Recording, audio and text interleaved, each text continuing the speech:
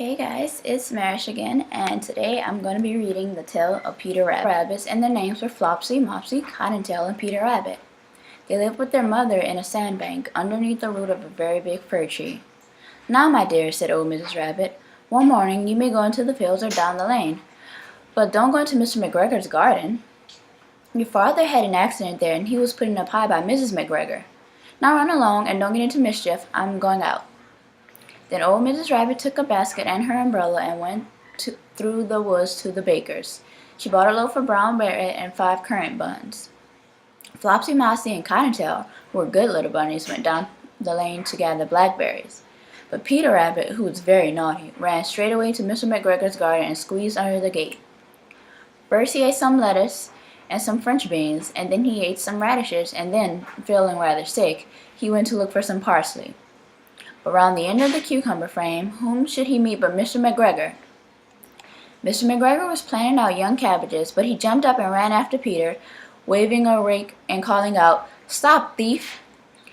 Peter was most dreadfully frightened, so he rushed all over the garden, for he had forgotten the way back to the gate.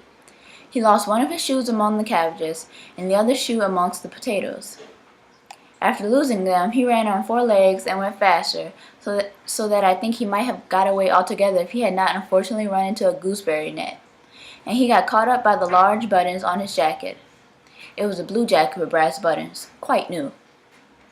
Peter gave himself up for lost and shed big tears, but his sobs were overheard by some friendly sparrows, who flew to him in great excitement and implored him to exert himself.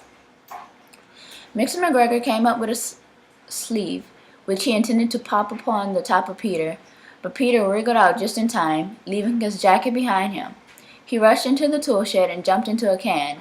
It would have been a beautiful thing to hide in, if it had not had so much water in it. Mr. McGregor was quite sure that Peter was somewhere in the tool shed, perhaps hidden underneath the flower pot. He began to turn them over carefully, looking under each. Presently Peter sneezed, "Kershoo!" Mr. McGregor was after him in no time, and tried to put his foot upon Peter, who jumped out of a window, upsetting 3 plants.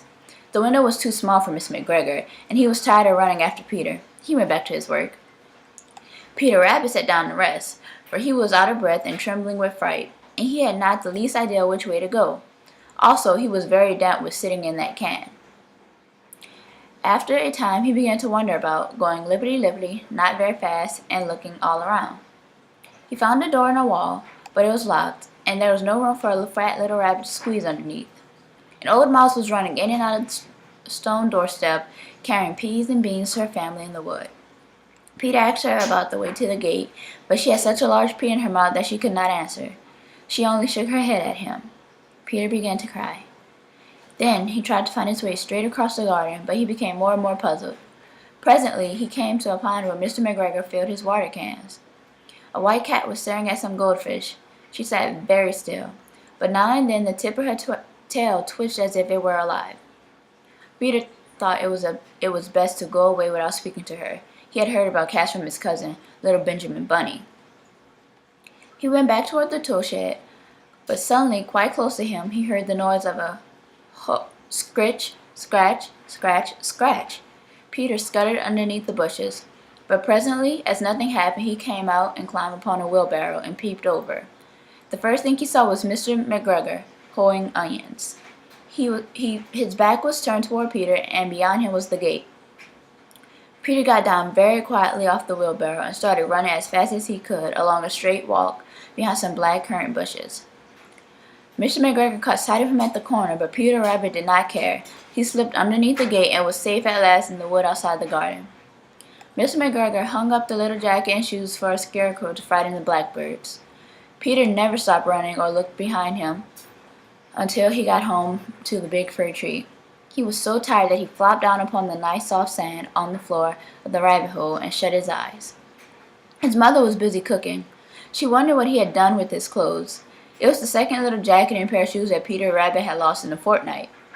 I am sorry to say that Peter was not well during the evening.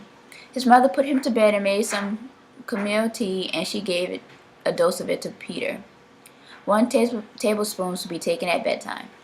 But Flopsy, Mopsy, and Cottontail had bread and milk and blackberries for supper. And that's the tale of Peter Rabbit. Good night, Harry.